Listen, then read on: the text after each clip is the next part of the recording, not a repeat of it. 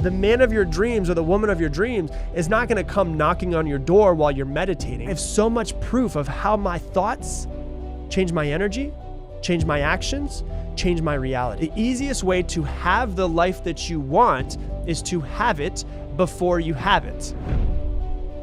Today, we're going to be talking about the law of attraction, what it is, how to use it, and how to actually attract everything that you want into your life. Now, before I dive into it, I understand this might seem weird and woo-woo-y, and I completely understand that because I'm a very logical, sensible person. But when I go through this, and I'm very analytical as well, you're going to see what I mean by how the law of attraction works, whether you happen to be woo-woo-y or whether you happen to be a very analytical, science-based type person. This is going to make sense to you no matter which one you are. And I'm going to teach you how to use the law of attraction to get what it is that you want in your life.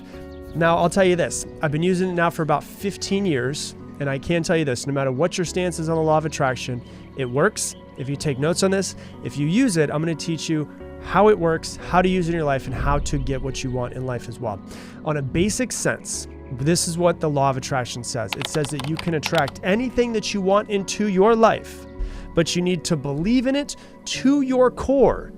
And if you believe in it to your core, every single cell in your body, then you will get whatever that thing is. But that's the secret to it, is that you have 50 trillion cells in your body right now, right? You have to get all of those cells to go towards that one thing. And the way that you control your 50 trillion cells is through the central voice, your thoughts. And that's what we're going to go into. I'm going to go much more in depth, but basically you will attract into your life what you think about the most. That's the easiest way to think of the law of attraction, but we're going to go much more in depth than just that alone. Now, you may have seen the movie The Secret. The Secret is on the law of attraction. I think it's a great movie. It's a great book, but I think it leaves a lot out.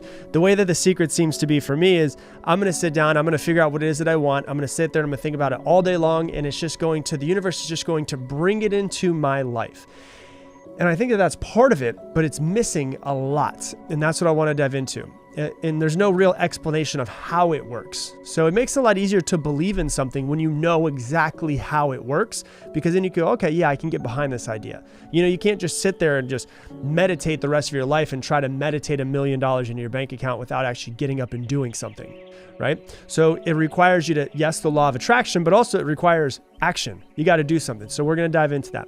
And to understand the law of attraction, we must understand our bodies as they are. Our bodies are molecular structures that are vibrating at a massive speed at all points in time. So you can look at my hand, and my hand seems like a solid object, but my hand is not solid. It is actually vibrating. If you were to be able to look at my hand through a microscope, you're able to see all of the trillions of cells in my body, all of them moving at a specific rate, whatever that is. If you look at anything that you can see in your physical reality, everything is a vibrating structure. My desk, this podcasting mic, the camera that's recording it on, my computer that's recording this audio, everything is vibrating. It's just that everything is vibrating at different speeds.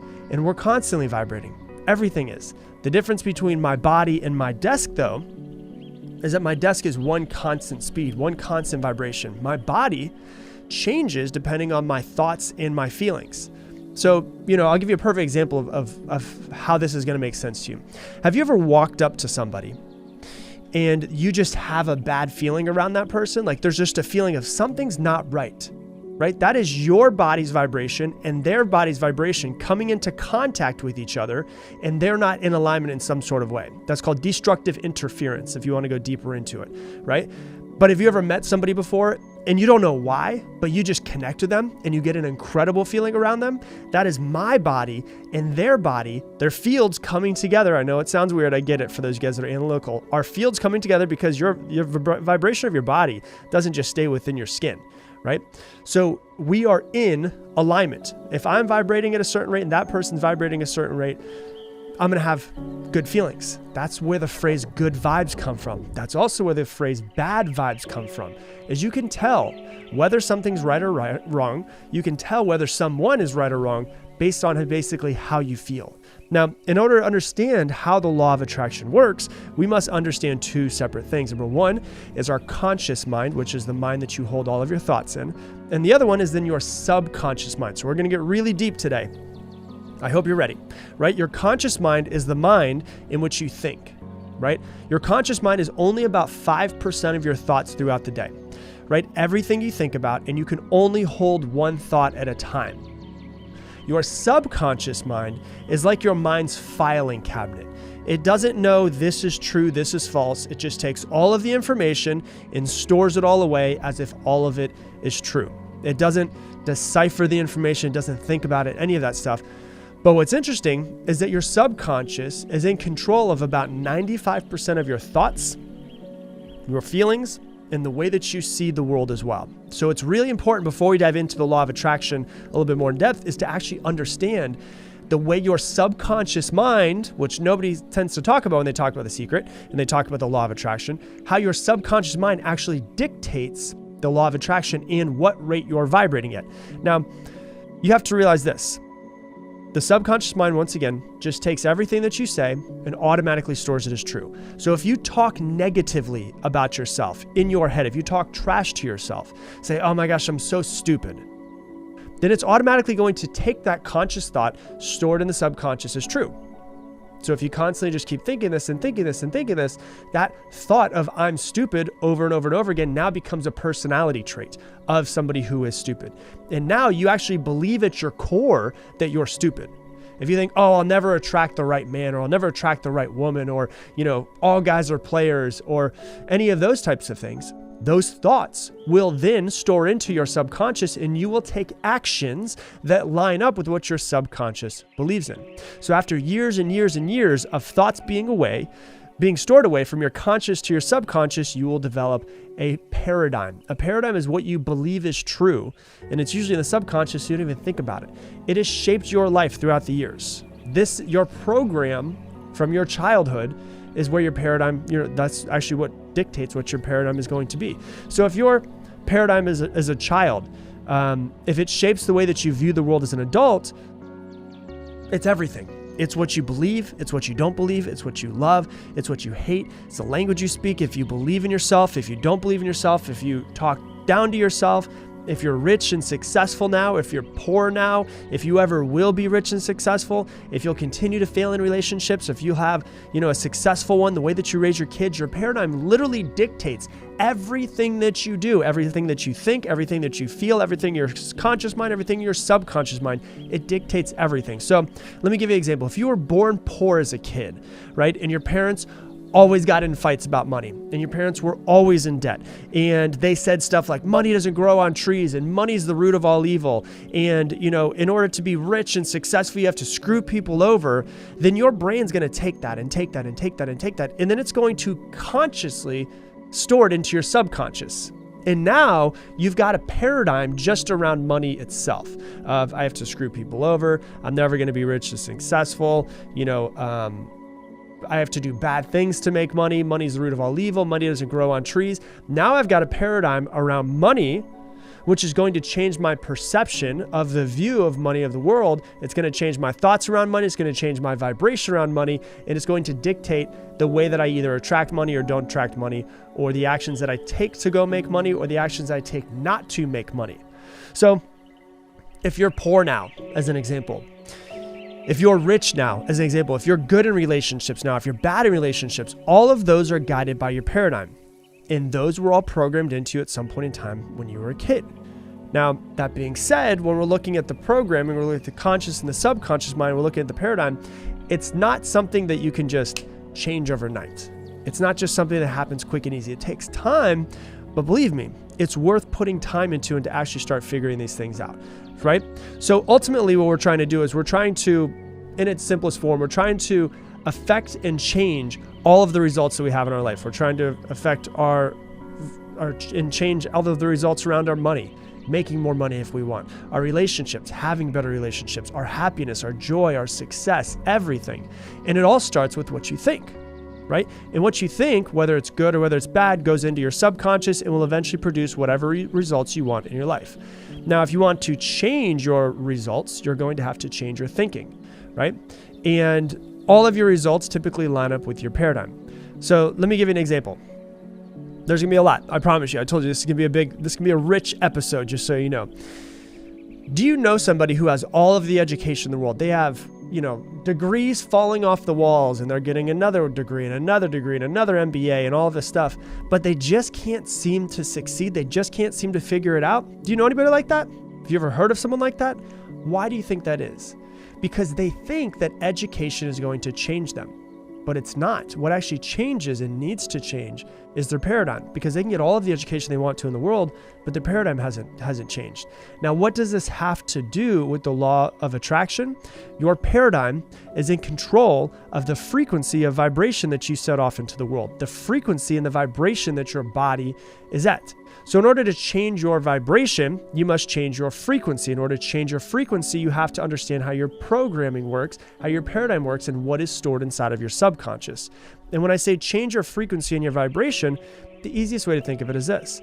If I'm inside of my car and I'm going for a drive and I have the AM station turned on in my car will never pick up an FM station if I am tuned into an AM station, right? It won't happen, because I'm in an AM station, not an FM station. So the same thing happens where if the law of attraction, the way that it works, if I have a poverty mindset, if I have a poverty paradigm, if my subconscious is being run by these poverty thoughts and money's the root of all evil, you have to screw people over and you have to work all day in order to become successful. If I have that poverty mindset, then I'm going to send that, it's in my thoughts, it's in my body, I'm vibrating in a poverty mindset frequency, I'm going to send that out into the world, right? So an example of that would be all of the people, places, opportunities, and things that could get me out of my poverty mindset, I won't even notice them. Why? Because if someone comes in that could change or an opportunity comes in that says, oh, this could get me out of my poverty mindset, I'm not even going to recognize that as something that could help me.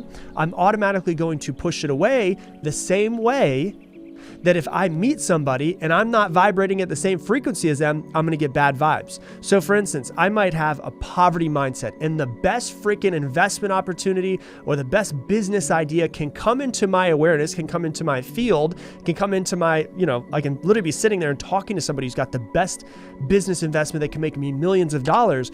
If I'm vibrating at a negative, poverty mindset, I'm not even going to take that thing as an option. I'm going to be like, no, this isn't right. It doesn't feel right, which is usually how you can tell, the frequency, it doesn't feel right. Why? Because I'm vibrating at poverty. If abundance in wealth comes into my life and starts to vibrate, I'm not going to be in line with it. There's going to be a part of my body that says, no, Rob, don't do this, don't do this, don't do this. Therefore, I will reject that person. I will reject the opportunity. I will reject everything around me that could get me into my abundance, that could get me into my wealth, because I am at a poverty mindset. Make sense? If I'm vibrating at that frequency of poverty, then anything that's not lined up with that poverty, I'm going to reject. It's crazy, isn't it? So what happens is we have to get ourselves on a quote unquote money-making frequency. We have to realize that our programming of money's the root of all evil and, you have to screw people over, whatever it is that is your frequency, the station that you're turned into, the same way that if I'm on an AM station, I won't be able to pick up an FM station. If I'm on a poverty frequency, I'm not going to be able to pick up an abundance frequency or a wealth frequency. It's simple.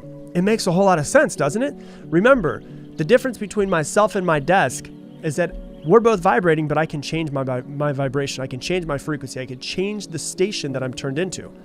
Right? So you will attract whatever vibration or station that you're turned into, and you can only listen to that one station. So if I'm on a poverty mindset, poverty station, I won't be able to get the abundance and,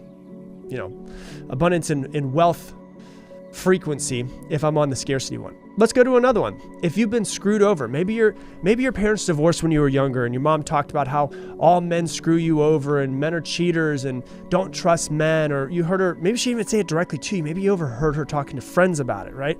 And then you grow up and you get into a relationship and maybe you get cheated on. You're like, oh my God, my mom was right. You start to actually think so many times over and over and over and over and over again, men are cheaters, men will screw you over, you can't trust men. This is just an example. It could go the other way for men to women, women to men. And you keep repeating that thing over and over and over inside of your head.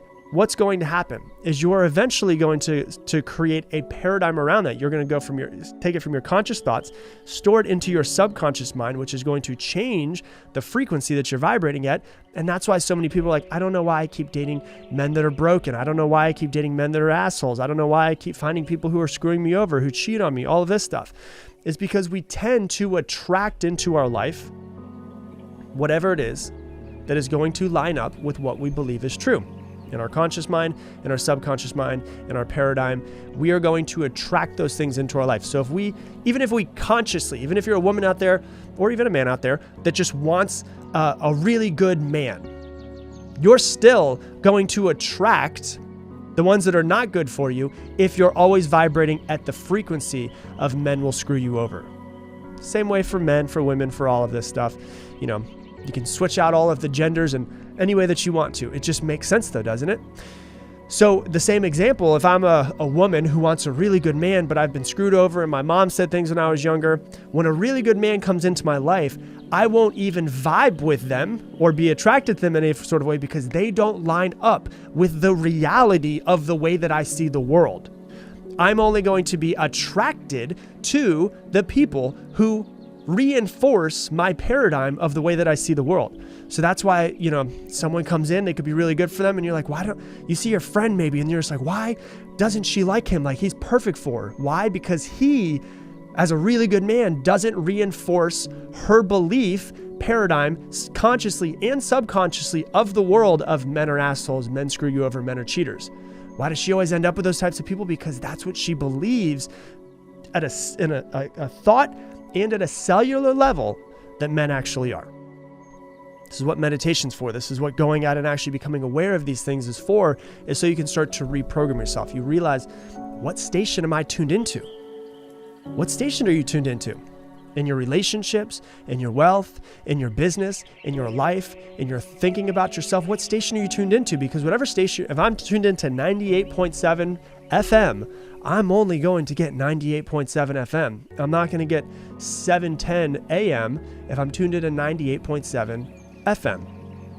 So I've got to pay attention to, what do I actually consciously and subconsciously think is true about money, about business, about relationships, about wealth, about happiness, about abundance, about scarcity, all of these things, because that's going to dictate where my body is vibrating at. And if something vibes with me, which is usually going to, that's called constructive interference versus destructive interference, then I'm going to actually understand that I'm only noticing and attracting things into my life that line up with the way that I actually truthfully, deep down at a cellular level, believe the way that the world is.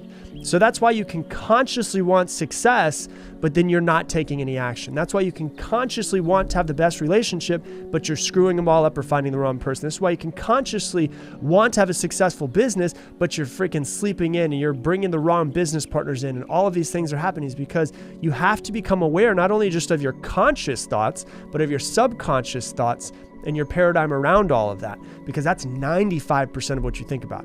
And it doesn't happen overnight. Like I can't just go, oh my gosh, you know what? I'm going to change my frequency and I'm just a different person.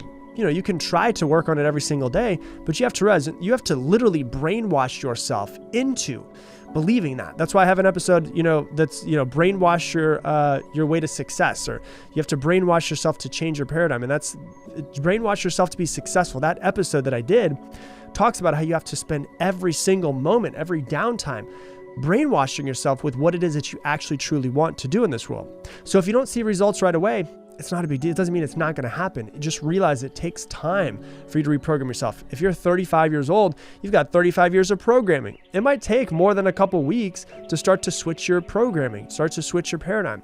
And remember that we're all programmed from a young age. So our job now as adults is to go back, look at what our paradigm is, look at what our programming was from a young age, ask ourselves, does that line up with the future that I want for myself? And if it doesn't, then I need to consciously change it and also subconsciously change it, because it starts with my thoughts, which is my conscious mind. They're stored into my subconscious mind. That changes my vibration, which then changes what I attract in my life. That's why if I have a poverty mindset, once again, and a great business opportunity comes into my awareness, comes into my life, I will be like, no, it just doesn't feel right. It's not that it doesn't feel right because it's not right for you. It doesn't feel right because it's actually not vibrationally matching where you are. It's too freaking abundant for you for where you are right now. So if you want something in your life, are you tuned into it? Think about that for a second. If I want something in my life, I need to be tuned into that freaking thing. If you want something in your life, are you tuned into that station? If you want something in your life, you need to be tuned into that station so that you can start attracting it into your life. You know, the one thing that I don't like about The Secret is that it acts like, you know what, if I want to have the best relationship in the world and attract the best man or the best woman into my life, I need to sit there and I need to meditate it into my life and meditate and meditate and meditate. And eventually that man will just show up at my door. No, you have to literally, after working on yourself, after working on the programming, after diving into what your paradigm is, you have to get off your ass and actually take action. The man of your dreams or the woman of your dreams is not going to come knocking on your door while you're meditating and you're just going to attract him or her into your life. The missing piece a lot of times is that you have to actually get up and take action. Okay, I'm going to program my thoughts, my feelings, which is my head, my heart, my body, to go and find this person that I want, or to find that wealth that I want, or find whatever it is that I want. And then I'm going to get my physical vibrating body and put it out into the world to be able to actually go find these things. That's what I always find is missing when people talk about the law of attraction, is what I like to call the law of action. You got to get your ass up and get moving. You got to do something.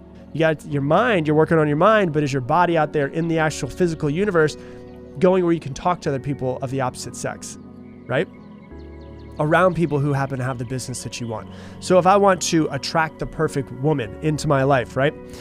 And I'm sitting there, if you're out there, you're a single guy and you're like, I want to attract the perfect woman. I'm ready to stop playing games. I want to attract her. That's what you're thinking, right?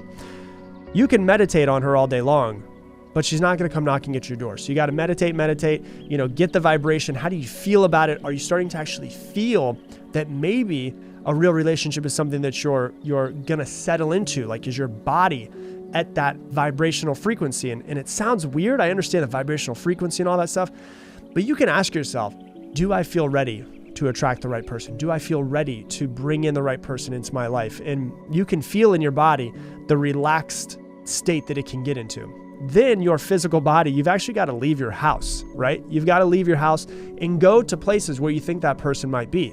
And what happens is, whether you realize it or not, the same way that you're vibing with somebody, they also need to be vibing with you. So you might find somebody right now and they might be the perfect person for you, but because you haven't changed your vibrational frequency, to them, it doesn't feel right. So if you work on yourself, that's why they always say if you want to find the perfect person, become that perfect person first, because then you're going to match them vibrationally, and then it's going to be good vibes between the two of you. Constructive interference versus destructive interference, aka bad vibes. So you can't just meditate that person into your life, right? Same way that if you want to have $1 million in your bank account, you need to program and consciously think about this money that you want to make, and you've got to consciously brainwash yourself into believing that this is actually true. But then you've also got to get out and go make the money. The money's not just going to show up, and you're not going to just, ding dong, FedEx is here at your bank, or is at your front door, and they just drop $1 million in cash. No, you've got to physically and mentally work on yourself so that your vibration is at the right frequency, so that therefore you go out, and when the right opportunity or person or place or thing comes into your life, you go, that's it right there. That's the thing that I was working for. And you might not think it's right, but it actually feels right. And the reason why it feels right is because your vibration is lining up with that vibration. So when they say attract things into your life with the law of attraction, this is what it's talking about. What you think about will be stored into your subconscious. Your subconscious will change your vibration. That vibration is at a certain frequency, and you will only line up and get things that line up with that, only get things that line up with that frequency. If you think you're going to be poor your whole life, you're going to be poor your whole life. If you think you're going to be wealthy at a cellular level, deep down, you'll eventually be wealthy. It's going to come to you. If you think that people are always there to screw you over and that men are going to screw you over and cheat on you, then you're going to find a lot of those people, because those people line up with the reality, line up with the frequency that you're vibrating at. You're going to find only those people. But if you switch it around and you truly believe that the right person for you is out there, as long as you get yourself out there, that person is going to find you. You're going to find them. And when you do find, you're going to match vibrationally, which is how the law of attraction works. So I've done past lessons talking about the law of attraction, but now we're going to talk about how to actually use that in your life.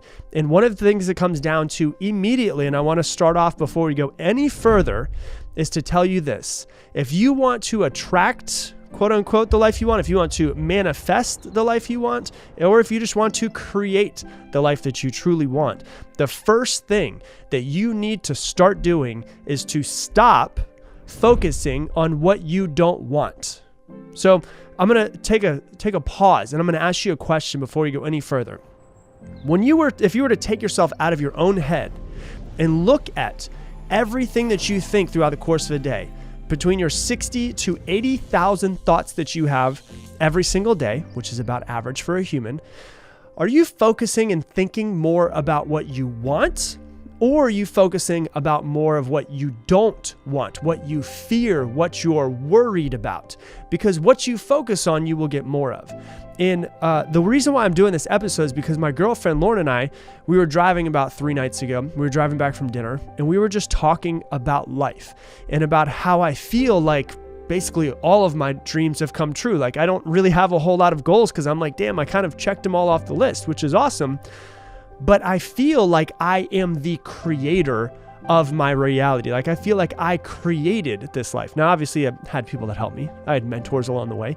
No man is an island, but I feel like I created this, as if I was a painter that walked up to a blank canvas and just wrote down exactly what I want. And I drew out this perfect life, and I created it. And one joke that my mom and I have had for a really long time, since I started getting into personal development about 15 years ago, since I got into the law of attraction and trying to manifest things, is that I tell my mom, and I've told her, because she's always like, she's like, you always get what you want. And I'm like, most of the time I do get what I want. And the reason why, and here's a secret, this is what I told my girlfriend the other day, is the opposite of what I want. So first off, before I say that, I know exactly what I want. I'm very clear on exactly what I want. I'm very clear on the life I've wanted to create, the lifestyle I've wanted to create, the traveling that I've wanted to do, the money that I want to make, the person that I want to attract into my life, the people that I want to be surrounded by. I'm very, very clear on all of those. The reason why I happen to get those things in my life is because the opposite of what I want doesn't even exist in my reality. In my head, I never go to fear that I won't get what I want, worry that something could come up in the way, worry about other people's opinions. The opposite of what I want doesn't even exist in my reality. So why do I have the life that I've created?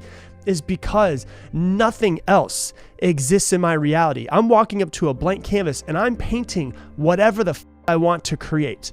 Right? So when you think about your life, are you thinking of your life the exact same way? Or are you thinking about the things that you don't want? Are you focusing on worry and fear and sadness and all of the negative emotions? Right? So I can give you many examples in my life.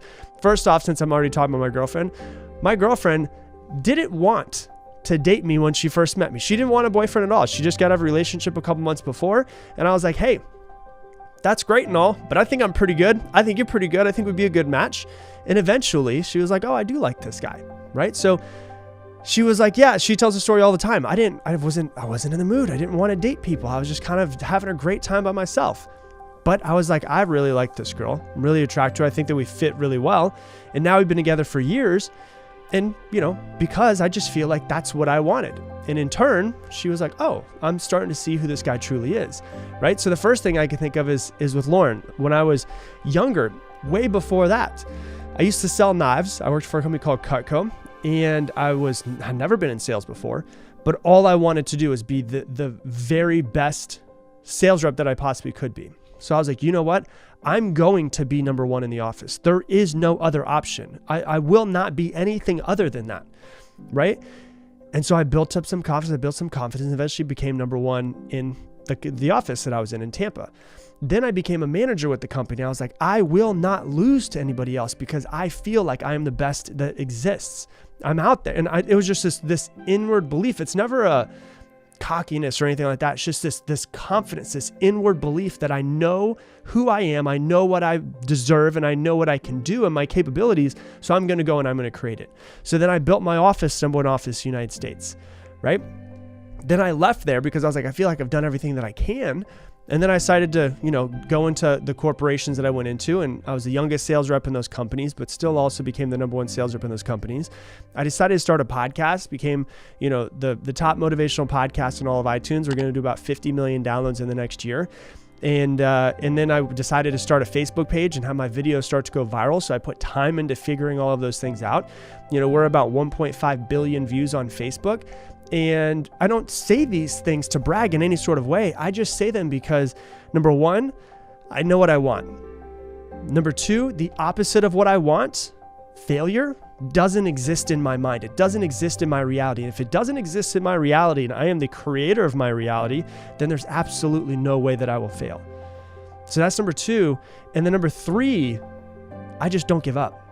I don't see anything as failure unless you give up. And so I just decide slow and steady wins the race. Life is a marathon. Business is a marathon. Everything's a marathon. I'm going to put every ounce of energy that I have into whatever this thing is that I want. And I'm not going to do anything else until I succeed at it. Right? So I don't say any of these things to brag. I just say it because this is my perspective, what the past 15 years have been for me and how I've created what I have. And it comes down to what I tend to focus on. Right? And I say this a lot to, I teach coaches how to impact the world and how to make money and how to grow their coaching businesses.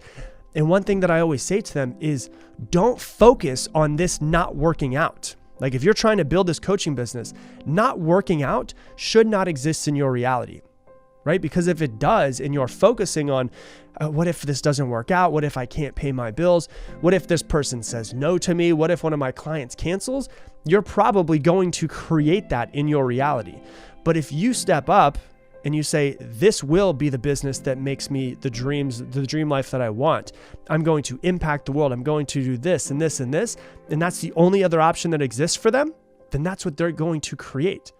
Right? So I want to pause and take a step back. And when you hear me talk about these things, the first thing I want to say is I haven't always been this confident in my capabilities. This is 15 years of working on myself and actually seeing how this works and understanding the law of attraction, understanding manifestation, understanding even if the law of attraction, manifestation are not things that you focus on or they're not in reality, or they sound too woo-woo-y for you. I think that I'm a creator and I'm creating my reality at every single moment with every single thought and with every single action. With that being said, when you listen to my story and you think back of your story, when you think about the things that you focus on, you think about the thoughts in your head, the 60 to 80,000 thoughts every single day. Are they focusing on everything that you want or everything that you don't want? Think about that for a second. Are you concentrating on building the life that you want, or are you concentrating on, I hope I don't fail. I hope other people don't judge me. I hope this person doesn't cancel their order. I hope this works out for me, right? And so you have to have this internal confidence that will be built. It will, the more that you do it, and the more if you try this out and it works for you, you'll gain a little bit of confidence. You try it out and works for you, gain a little bit more confidence and more and more and more. And over years, it just compiles into, I don't lose. And that's what you'll start to get to, is just, you won't lose. Winners win. And when you step into becoming a winner and you have that winner's mentality, losing doesn't exist. It doesn't, because you just won't give up. Right? And so, like I told you, my mom says I get everything that I want. She always makes a joke on it. I just feel like I'm kind of dancing with the universe. Like I don't know the way the universe works, and I don't think I ever will. I don't think I'm ever going to be that intelligent. God, the universe, whatever is out there. I just feel like we're kind of in a dance, and we're having a tango, and I'm moving and it's moving and we're figuring it out together. And I don't even like to, it's hard to use the right words, because when I say the life that you want, I'm also taking a step back in my head, because I don't even necessarily know if the word want is the best word, because want is a word that comes from a place of lack, right? A place of, I don't have this thing. And in order to be a powerful creator, you have to create from a place of absolute certainty and pure fulfillment as to where you currently are. So when I want something, a lot of times I'm wanting something coming from a place of lack. I don't have this thing, and this thing that I want will complete me in some sort of way, right? That's the reason why a lot of relationships don't work out, is because people want to get into the relationship because they are their quote unquote better half, or because they complete them. No, it's not, this person completes me. It is that you are already a complete person. They are already a complete person. And the two of you together make a really freaking powerful couple. Right? It's not like I'm incomplete without this person. That person's incomplete without me. We're two halves. No, it's like you're whole, they're whole, and you're creating something amazing. So I hesitate saying that this is a life that you want, because I feel like it comes from a place of lack. But I'm really running out of words to use here, so we're just going to have to use those words. But it's not even that you want it. It's that you are absolutely certain that it will happen. So how can you brainwash yourself in a sense to being like, my future that I want is going to happen? And so when people usually hear about the law of attraction, they hear about manifestation, they think that they're supposed to go into some, nirvana state and meditate, and they're going to start floating, and then that they're going to say, oh, money is freely flowing into my life from all areas of the universe, and the perfect lover that I've always wanted my entire life is going to be knocking at my door soon. Like, all that stuff's beautiful if that's what you want to do, but I just happen to be a very, analytical, logical person. And I'm like, you know what? Instead of actually sitting there and just meditating on the idea, I'm going to fully embody the idea. There's nothing wrong with the meditating on it, I promise you that. I do meditate as well. But it's like, I'm with every action that I take, I am going to be the person that will create this life, and I am going to create this reality from absolute certainty. So I know that for some of you guys, this probably is a big step, because maybe you haven't gotten amazing results in everything that you've been wanting to do in your life. And so to think, okay, and if I look in my past, I don't have a whole lot of examples of massive success from me, right? I've been there before. I understand exactly what you're talking about, if that's sitting in the back of your head. But you have to be able to strip away the past and strip away the present and say, hey, none of those things actually matter at all for the future that I'm going to create. And so I've got to, in my head, start from a place of absolute certainty. What do I need to do to start from a place of absolute certainty? Well, I need to strip away the past. I need to strip away the present. I need to say the future is being written at any moment, everything that I do. I've got to, number one, be very clear on what it is that I want. You guys have heard it said in ancient texts, the Bible, all of them, they say, ask and it shall be given, right? Well, if you're going to ask for something, if you're going to focus on something, you better be very, very clear on exactly what it is that you want. So the first part of creating this absolute certainty is to, number one, be very clear on what it is that you want, because when you're very, very clear on what it is that you want, it makes it easier to go and hit it. You've heard me say it before. If I were to take you and the number one archer in the entire world and have you two line up and shoot a bow and arrow at some target, they're going to beat you every single time. But if you blindfold them and spin them around so they don't know what direction they're facing, and then you are able to, literally see the target and have nothing over your eyes, you have a better chance of hitting it, not because you're better, simply because you can see the target. So the more clear that you can be on what it is that you want to create in your life, the more likely it is that you're going to be able to create it, right? We are all conscious creators. We are creating at every moment of our lives the exact life that we want, right? You are creating it.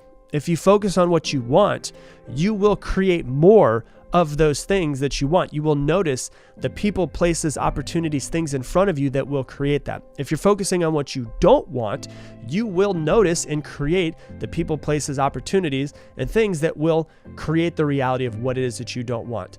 Right? You've heard me talk about this before. There's a part of your brain called the reticular activating system that is basically the brain's filtering system. At any moment in time, your brain could, it would probably explode if it were to be able to take all this in, take in about 2 trillion bits of information. But it only takes in 200 bits of information per second. So your reticular activating system is the filtering system.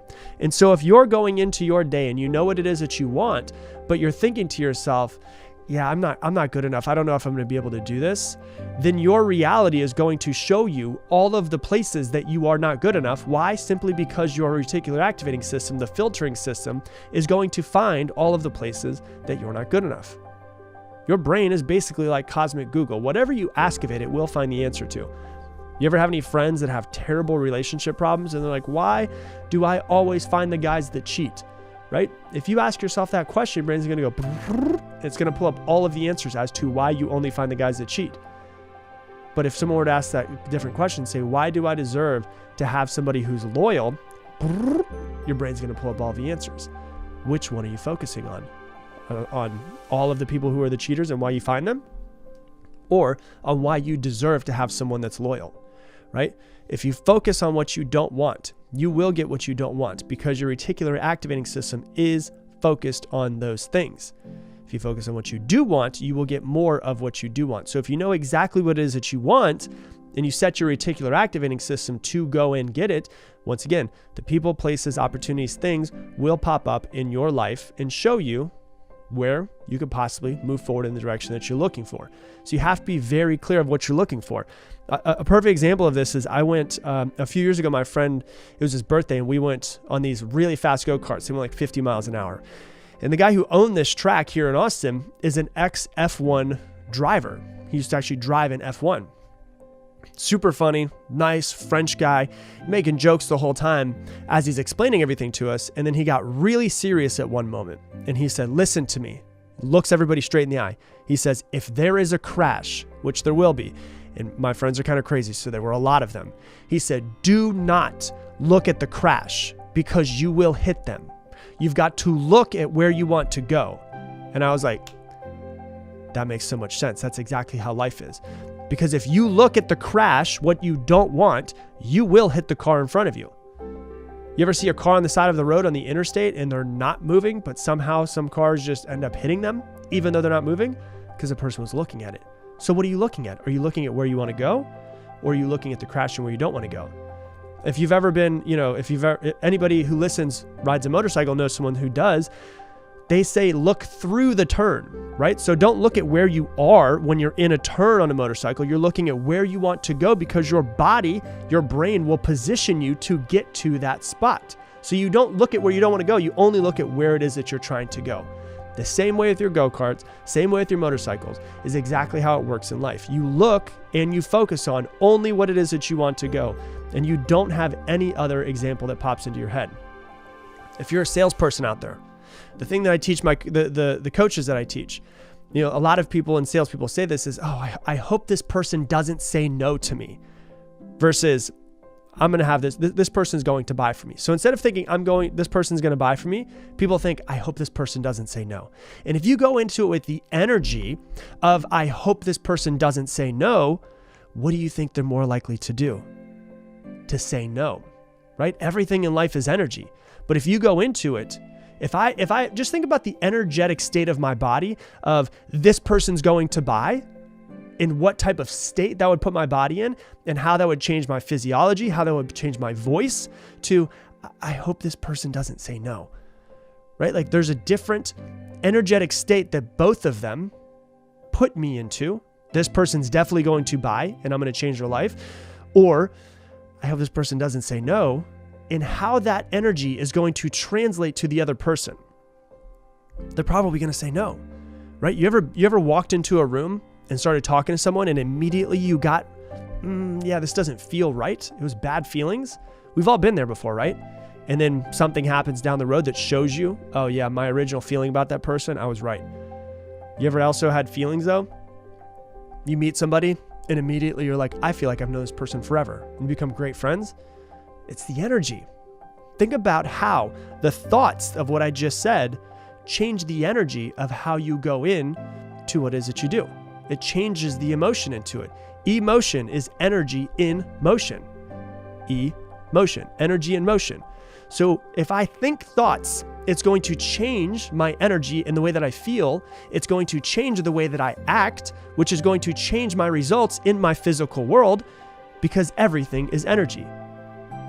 And you can sense when energy is on, you can sense when energy is off. But the key to it is you have to think about the thoughts that are going through your head at any moment in time, every moment in time. Are the thoughts that are going through my head getting me closer to or further from my goals? Am I focusing on what I want or what I don't want? And you have to literally analyze every single thought that you have. And it'll take some time. It'll take time to get used to. I've been doing this now for 15, 16 years now. But I have so much proof of how my thoughts change my energy, change my actions, change my reality. And so what it takes is ultimate self-awareness. You've got to think about every single thought that's coming through. You've got to think about every energetic state that you get into. You've got to think about every action that you have. And it takes time. It takes a lot of mental energy when you first get into this. But then what happens is you start to change your thoughts. You change your thoughts. You change your thoughts. And now instead of being habitualized to think negative thoughts and to think about what you don't want, you start being habitualized to think positive thoughts and what is it you do want. Because at any moment in time, every single thought that you have is creating your reality. But you've got to think about this. Are the thoughts that you are having creating the reality that you want? If you change your thoughts, you change your reality, you change your future. Make sure that you know what it is that you want, and then make sure that every thought that you have lines up with that future that you want. And that will then manifest the future in the life that you want. Today we're going to be talking about the incredible future that you want that seems, and I get it, sometimes when you think about the life that you could have, the life that's in your dreams, the cars, the houses, the love, the spouse, the family, the traveling, the private jet, whatever it is that you want, you think, oh my gosh, it would be so nice to have this thing. But what we tend to do is by having that feeling of it would be nice, what we're actually doing is we're actually pushing that thing away from us energetically, because the would be nice feeling actually makes it feel like, never gonna happen. Can you relate to that? Where you have the feeling of, man, I would love to have that house on the water. It's beautiful, it's amazing, but $3 million, I don't know if I could ever afford $3 million, right? And what you're doing is you're actually pushing yourself further away from the life that you want, from everything that you want, because of the feeling of, I just don't know if it's possible. So today we're going to talk about is how to normalize the feeling of the success that you want. And when I talk about normalizing, I'm talking about normalizing energetically inside of your body how it feels to think about those things, how it feels to think about owning those things, and how it feels to think about you being the person that could attract all of that success, all of that happiness, all of that love, all of that life that you truly want.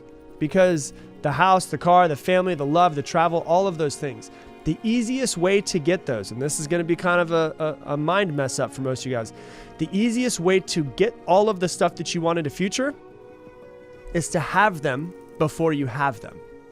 And you're like, what the hell does that mean? To have them and to feel them energetically. And I understand for some of you guys that are analytical, you're like, this sounds like some woo-woo BS. Trust me on this. I get it. I understand this. I'm extremely analytical, but also I can dip my toes into the woo-woo-y stuff that's out there as well.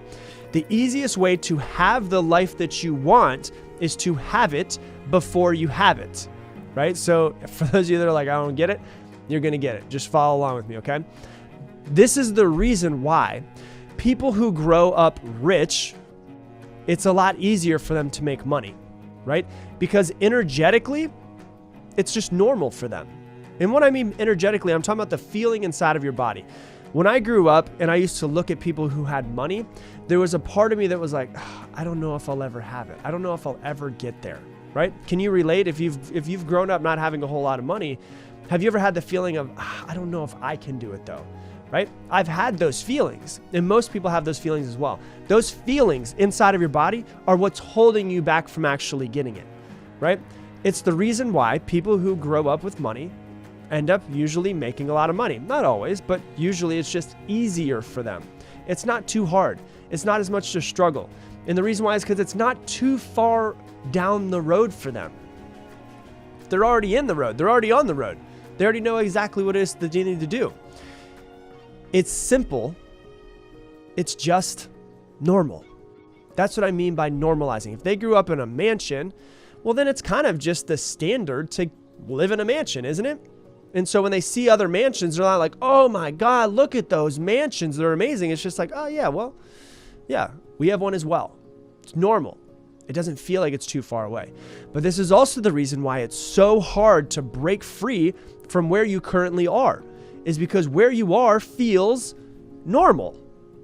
And the more normal that you feel, the more uncomfortable it can feel to look at those things that seem so far out of your grasp. They don't seem like something that you could ever get, right? And so you have to normalize the feeling. And I'll teach you how to do that today. And I'll give you an example of a feeling that is normalized. Have you ever gone to a friend's house maybe? Maybe your friend has a house, you become friends with someone who happens to have an incredible house. And you walk up to their house, and the first time you're in it, you're just blown away. It's beautiful. You love the pool. You love the house. You love the decorating. You love the view. You love everything about it. The first time you're there, you're almost like, holy crap, this is just so incredible. And then you go to their house again and again and again and again and again. And the more that you go to it, it's not like you aren't impressed by the house anymore, but it's just like, oh yeah, I'm just going over to Stacy's house. I'm just going over to John's house. I'm going over to Stacy and John's, right? And you're still like, wow, this house is beautiful, but it doesn't blow you away every single time. It blows you away the first time. And then what happens? It starts to become normal to go to Stacy and John's. That's really what it is, right? When I first moved into the house that I have now, I remember when I first walked in and I saw it, I was like, holy shit, I love this house. It's amazing. I've never lived in a house like this. I've never seen a house like this with this design. And I was just blown away by it. And then I realized about a month into being here, I was like, this just feels normal. And I was outside and I was, the dogs were outside going to the bathroom. And I looked back and I was like, I love this house, but it feels normal to be here now. Like, it doesn't feel like, oh my God, it's amazing. It was just like, it's the house I live in, which is awesome. Right? I love it, but it feels normal. It's a good thing. Normalizing the feeling. So I remember when I was a kid, I was lucky enough where even though I didn't grow up with a lot of money, I was lucky enough, in my opinion, to have an aunt and uncle who, my uncle made great money. He had a business that was doing, $20 million a year. And he had a nice house and a nice car. He lived in a gated community that was on the water, on the beach in Florida, Siesta Key, Florida, which is a super nice beach. And it's the nicest community, the nicest gated community that's on Siesta Key Beach. And, you would go into the gated community and he used to have a golf cart. And my cousin and I would drive the golf cart around. And I remember being a kid, consciously, 13, 14 years old, 15 years old, whatever it is that we were, younger. So we were driving the golf cart and we would go and look at these houses. And I was like, these houses are amazing. And I would tell myself all the time when I was a kid, I'm going to live in a house like this one day. I'm going to live in a house like this one day. I'm going to live in a house like this one day. And I would just drive around and I didn't realize it. I had no idea what the hell I was doing. But what I was doing is I was starting to normalize the feeling of being around houses that were massive. I was in houses that were on the beach with beautiful views and Ferraris and Lamborghinis outside. I was normalizing that feeling, right? So I was lucky enough to be around people like that. I was also lucky enough to see that my uncle is one of the kindest people I've ever met. And so sometimes when you don't grow up with money and you don't see a whole lot of money, you can see how sometimes people with money can be demonized in the media and people can talk trash about them. But I've said it many times in my podcast, some of the kindest, best people I've ever met in my entire life have boatloads of money. And they're kind and they're amazing and they're beautiful people. And that makes you realize, oh, they're not as bad as they tend to seem in the media sometimes, right? So I was lucky enough to be around people like that. And so I think that for me, the transition from not making much money to making a good amount of money was easier because I was around it and I was normalizing myself for years. Now, if you haven't been around somebody with money or any of that type of stuff, it doesn't mean that you can't normalize the feeling. I won't even lie to you. When I first moved to Austin, I used to, there's a couple areas in Austin that are gated, and I just love driving around and looking at houses. And I've always thought to myself, I want to normalize the feeling of being in houses like this and being in neighborhoods like this. And so what I would do is, no joke, if I saw a neighborhood that I really liked, I would park across the street and just wait for someone to drive in, and I would just follow them in. Why? Because I love to be able to dream, right? I love to be able to think that this could be mine. Not because I just want to own more shit, but because I want to see what it would take from me to become the type of person to get something like that, right? Think about that for a second. What would it take for me to be the person to be able to get that thing, that house or that, car? I was in a place the other day that I followed somebody in, and they had a helicopter outside of their house. And I was like, that's pretty sick. I've never just seen someone's helicopter sitting outside. I thought it was amazing. So there's examples of things like this. A good friend of mine tells this amazing story of how he normalized the house that he wanted. So he knew what part of town he wanted to live in, and this is in Austin, and he lives out in the hills now. And there was this big, beautiful house that was being built, and he was driving by it one day, this big, beautiful, modern house, and it wasn't finished. And, you know, big houses take time to finish, right? They take years sometimes to finish. And he saw this big, beautiful house, and he was like, I'm going to pull over and just see what the house looks like. And it was in the middle of construction. There was nobody there. It was like on the weekend or something like that, or at night. And so literally he walked into the house and he's like, holy crap. Like, I can see it's got a pool. I can start to see the layout of the house. I can see the view of downtown Austin through the hills. And so what he did was every day, and this is important, every day he would literally leave work. He has his own business, but he would leave work and he would tell himself, I'm driving home, I'm driving home, I'm driving home, I'm driving home. Every single day. He would drive to that house first, and he would get out, park his car in the driveway. You know, he'd get done with work 6, 7 o'clock. So usually the guys aren't doing construction by that time. And he would literally walk into the house, walk into the front door and say, I'm walking into the front door of my house. He would walk in and he would literally start to go through the house and say, this is my bedroom. This is my, and you know, some of you guys are like, that's kind of creepy. The guy's walking through a house that's not his. Nah, it can be creepy, whatever, but you know, no judgment. And then he would go to the view and he would visualize himself sitting there and drinking his cup of coffee every single morning. I'm going to drink my coffee this view, drink this coffee this view. And he would normalize it day in, day out, day in, day out, day in, day out. And it became normal. The feeling of the house went from holy crap, this view, holy crap, this house, holy crap, this layout, to this is my house. I just haven't paid for it yet, right? I'd recommend you don't do this at anybody who actually lives in a house. This would only be for construction, right? Don't go to someone's house and be like, this is my house when you knock on their door. But, you know, you can go to the house, and you went to the house, and eventually the house is finished, and the people who actually paid for the house moved into the house. And then one day it went on the market, and he went in to go see how much it was. And it was over $1 million for the house. And he went in to see if he could afford it. And the bank said he couldn't afford the loan. But he said, this is my house, this is my house, this is my house. And over the next 30 days, he was able to build his business to such a significant number. He went back into, because you know this is before Austin's market was just insane like it is now. He went back into the loan officer and asked them, showed them what his business was doing, and was able to make it work. He bought that house 4 years after normalized the feeling of that being his house. You could tell me that's a coincidence if you want to, but there's also something behind the scenes that I think is working, right? Whether it's the universe or God, or whether it's just the normalizing of the feeling, or maybe it is coincidence. He was able to normalize the feeling of that being his house, that being the house that he was going to. Now, what does he do? He walks into his house. He parks inside of his driveway. He sleeps in the room he told himself he would sleep in. He has coffee every single morning with the view that he told himself he was going to have coffee with the view in. Why? Because he freaking created his reality, right? So you got to think to yourself, which reality am I creating? What feelings am I normalizing? Am I normalizing the feelings of being broke because I'm hanging out with broke people all of the time, right? And they're talking about how, you know, it's the government's fault, it's the president's fault, it's my boss's fault, it's the local authorities' fault, so whatever it is that's going on around them. And they're taking all of the blame and externally putting on someone else. Or you hanging out with people who make, you know, making a decent amount of money normal to you to feel that way, right? What car do you want? Why don't you go test drive it? Guess how much it costs to test drive a car? Nothing.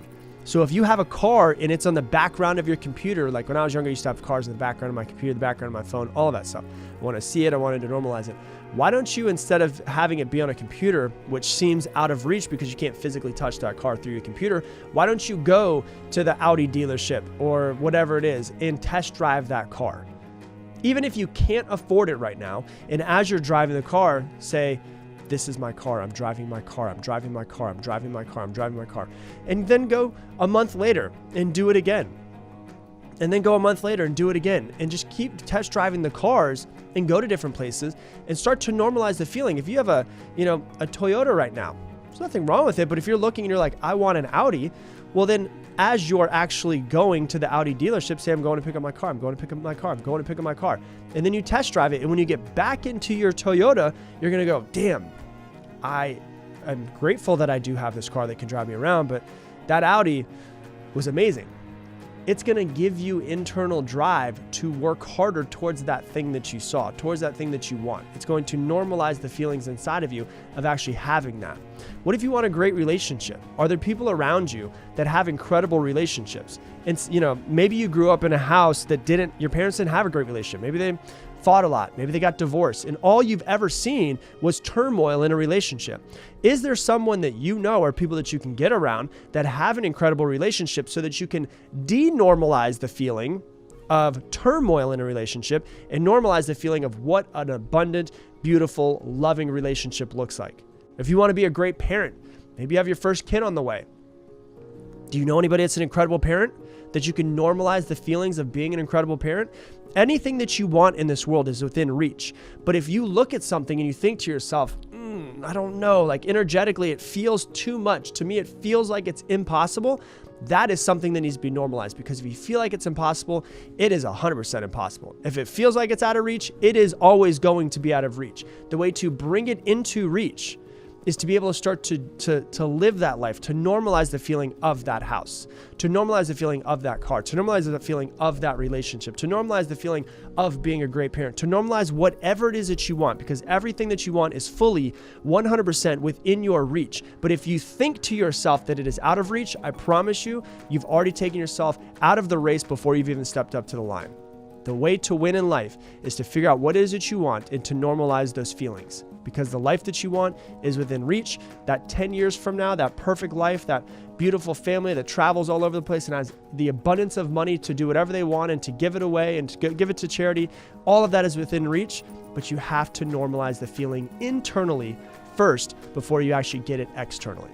Hey, thanks so much for watching this video. If you want to learn even more about mastering your mind, click right here and watch this video as well. You have no one else to blame except for yourself for how your life is right now. And that's a fact. That is actually a fact.